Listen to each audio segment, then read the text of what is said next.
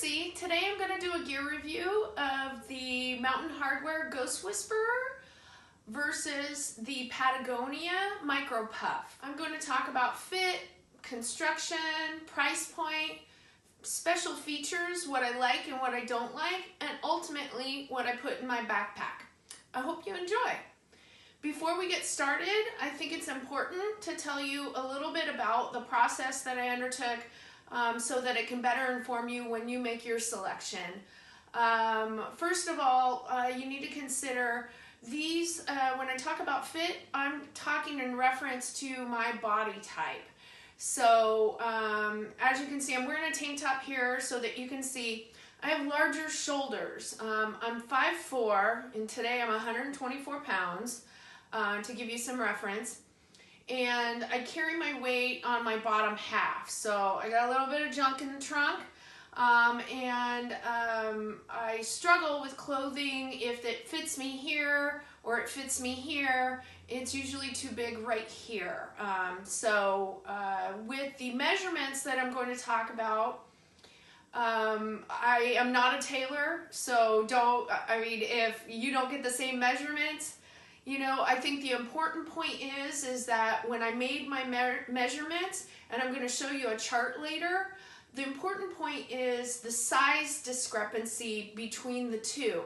Because I measured the two the same way, when there is a discrepancy by ½ an inch, up to 2 inches, it's something to note. And so when you figure out, as I'm sure you already know, what your body type is, some of these differences are going to make more sense for you to choose one over the other. So with that, let's get started. I'm going to throw on a sweater so you can see how it looks with, what you'd probably be wearing, the similar gauge to what you'd be wearing at night on a backpacking or camping trip, okay? Okay, so I'm going to start with the Ghost Whisperer. This is my Ghost Whisperer. This is a model from a couple of years ago. I got this one for $199 on one of the discounted sites. I typically use Steep and Cheap, or Cheap and Steep, whichever it is, and Backcountry. The only difference that I could find between the models is where the emblem is. This last year's model has the emblem down here. I really couldn't find any other differences. They both have the same 800 fills, so if somebody else knows any major differences, please hit me up in the comments. I'd love to hear about it. I love this jacket. I've already used it on several backpacking trips. I used it on my Tahoe Rim Trail through and a couple of local backpacking trips here in San Diego. One of the things to consider though, I noticed that when I zip it up, I do tend to be a little bit careful with it.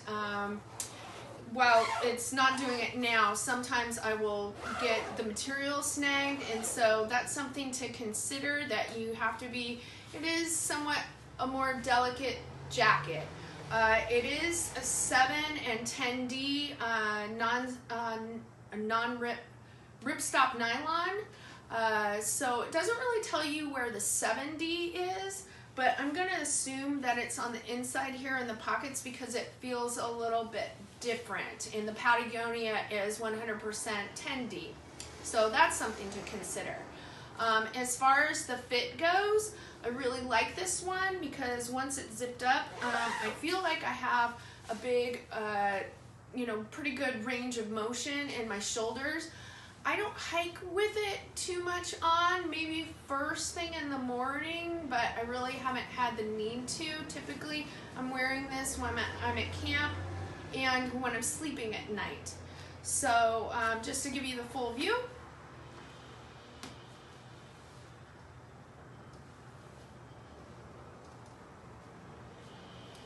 One of the interesting things that I found when I compared the two jackets is that my measurement said that the sleeves on it were exactly the same, which I found curious because for me, I think the Patagonia, the sleeves are just slightly longer, but I think that's due to construction, not from the actual length being different. But the width is supposed to be the same as well, which I thought the Ghost Whisperer was a little bit wider for me, but my measurements say that it's not. And I don't know if you noticed when I just had the tank top on, I got a little bit of, you know, the grandma arms, so, and I don't like it to be tight around my arms, so both the jackets work well for me.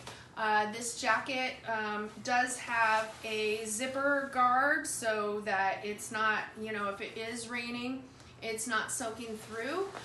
The down is hydrophobic. But I have been in a situation, I was up in Idlewild during the last storm last year in the end of April, and while I wasn't walking in weather, I was walking after fresh snow that was quickly melting and falling on me, you know, dripping on me from the trees. And so by the time, it was the last day of my trip, so it wasn't a big deal, but by the time I got to the car, it was pretty wet, and I couldn't have been comfortable that night with it. You know, I just was too lazy to change out for my raincoat. Anywho, other than that, let me see, and it's got the little zipper guard too, so that you're not hitting metal on your face, which is really nice, because I've actually taken a sleeping bag back because of a zipper that was right in my face and just, you know, it was too much. So let me show you how the hood fits, because that is one of the major distinctions between the two coats, is how the hood fits. So on me, this is how it fits. And so when I compared the two and measuring them the same, the Ghost Whisperer, the face opening is longer, and the hood construction from the neck seam, so the neck seam is right here, the neck seam, it's actually quite a bit longer to the top than the Patagonia is. For me, this hood is more comfortable, I guess just maybe because the way my head is shaped. My head is a little big, I don't know. So that's something to consider, whether or not you have a longer face or wider face. One of the other differences between the two jackets is that the wrist elastic is a wider band, and on the interior, instead of at the very end on the Patagonia, which I will show you. So that to me is a little bit more comfortable. And one of the other major differences is that along the hem, the Ghost Whisperer is significantly wider. And for me, and I'm able to pull the hood on and off with the jacket still zipped up, which I think is kind of nice because I'm not able to do that with the Patagonia comfortably. But as far as the hem, the Ghost Whisperer has a toggle at the hem, which I am able just to pull, just as easy as that, and it tightens it up around the bottom so that I'm not catching a draft up there. So the material is 7D and 10D. I think the interior is the 7D because it feels a little bit different, but it really doesn't specify on any of the websites that I found. And while it says on the information details, it says that it's quilted, I personally, in comparison to the Patagonia, I would call this baffled more. So it is a hydrophobic down, and ultimately I find it warmer than the Patagonia. How much warmer? I think it's negligible, but it is a little bit warmer. So that's something to consider. So let's move on to the Patagonia. Okay, so here's the Patagonia. This was a gift, so it cost me $0. Free is my favorite four-letter word. But it does retail for, I think, $2.99. I've included the model of this one in the chart that I'll show you later. So I don't know if you can find it cheaper. Happy hunting. This is actually this year's model, so when they come out with the 2019s, I'm sure this one will go on sale. I'm not sure what the price point will be at that point. So as far as weight comparison of the two coats, This one is listed as 8 ounces, and the Ghost Whisperer is listed as 7 ounces. I think that because I've also seen it listed as 7.3 and so on and so forth. I think the weight difference is between what size you get, and again, both of the coats that I'm reviewing here are size medium, and I don't have a scale, so I'm just going by what the manufacturer says. The Ghost Whisperer is 7 ounces, the Patagonia Micro Puff is 8 ounces. So with that, let's start the review. So as far as the zipper goes, I feel like this one moves a lot better. I don't seem to catch it like I do the Ghost Whisperer. It also has the little baffle so that if it does rain, you're just not getting soaked down the front of you. As far as the wrists go, the elastic is a much smaller elastic, and it's right down at the edge of the cuff. So like I said, I just personally like the Ghost Whisperer elastic more. It's more comfortable to me. As far as the arms go, I feel like these are just a little bit longer. So again, when I measured it, it says they're the same, but again, I think it's the construction. And I'll go back and I'll show you on the Ghost Whisperer as well. But the seam that's right here goes straight up, and while it doesn't go over the shoulder, if the seam was to continue, I think that, you know, because it would go over that's the direction it's going.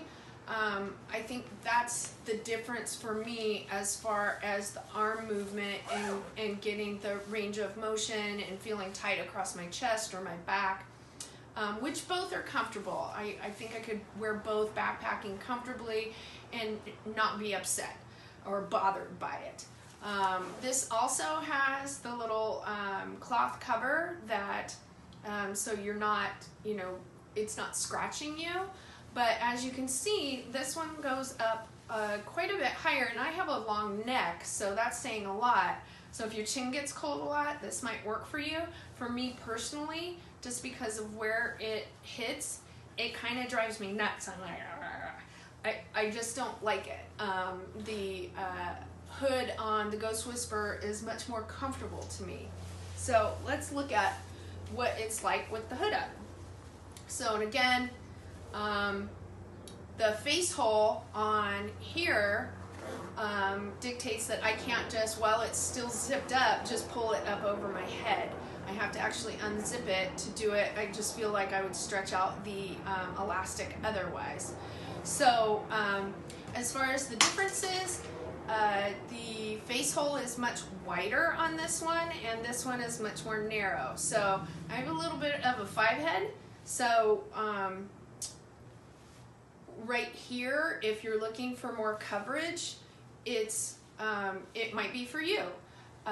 The width of the hood on the Patagonia is wider than the width on the hood of the Ghost Whisperer, while the Ghost Whisperer, the length of the hood is longer than the Patagonia. So again, looking at what might fit you best, I just personally feel that for me, the Ghost Whisperer hood is much more comfortable. So this is a synthetic jacket. Again, it is 10D, and it's a nylon shell and polyester fill. One of the nice components of this jacket that the Ghost Whisperer doesn't have, it has interior pockets. And this is on both sides, and I wish the Ghost Whisperer had it.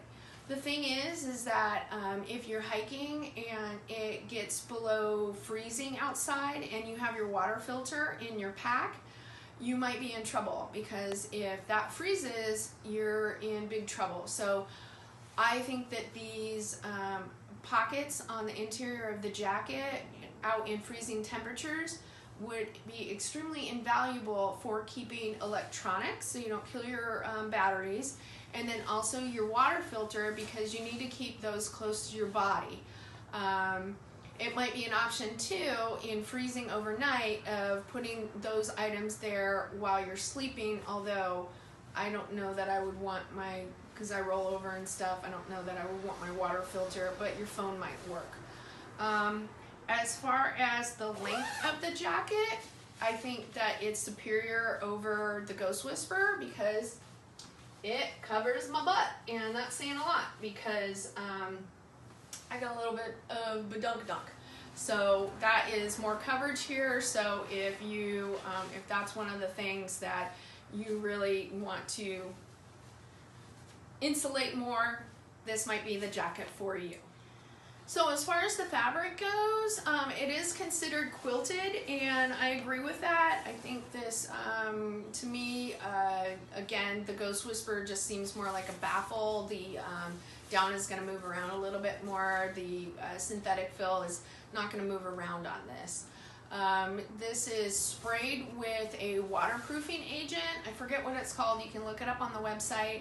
And I think overall, while I have not tested it, my understanding is that you're much warmer in synthetic if you get wet than you will be in down. So that's something to consider. One of the other features of this jacket that I think is really fabulous is it's machine washable. It actually has directions on the tag.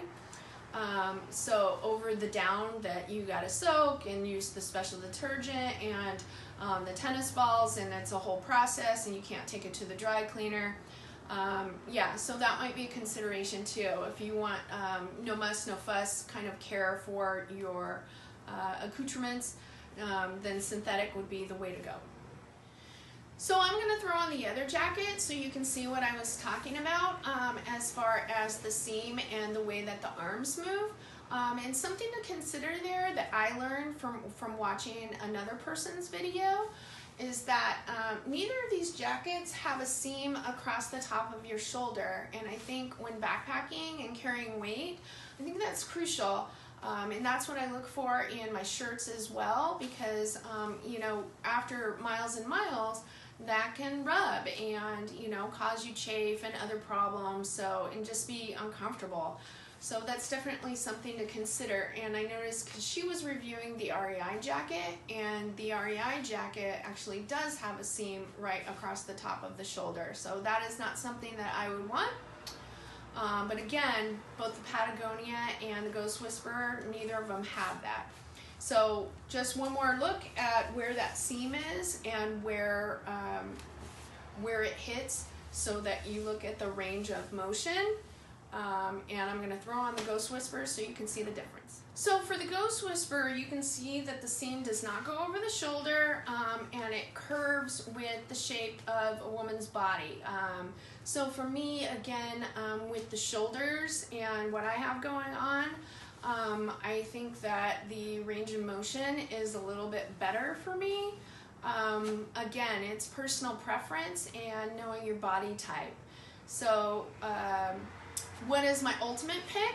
It's kind of funny to say, because on paper, with the added features of the washability and sprayed with the waterproofing and the Patagonia's internal pockets, and the measurements of the hood sound like I would like it better, but in reality, what's in my bag is actually the Ghost Whisperer. Not saying that I don't love my Patagonia. I still wear it. It was a gift. I feel very grateful and lucky to have it. I think the other thing to think about is what part of the country that you're in. I think on the East Coast, just because it's a more moist climate, I might bring the Micro Puff on the AT, while on, you know, the PCT, which I live close to, you know, the Mountain Hardwear might be better for me. So I hope this information was helpful to you, and if you enjoyed the video, I'd love to hear about it. Any questions you have, I'm happy to answer them. Any comments that you have about the information that I've provided, I'd love to hear your thoughts. Also too, I'm really trying to improve my videos, and I am working with my lights right now. So, or I should say light. So I have a really ghetto shop light rocking right now because my last video was so dark, and I really do want you to see what I'm talking about when I do these gear videos. So if you have any recommendations on a good light, because the one I'm using today is horrible. So if you have a good recommendation on a good light, or even want to make a donation because you appreciate what I'm doing here and the information I'm trying to provide to you, that would be great. So anyways, I hope you enjoyed it, and I hope I see you on trail.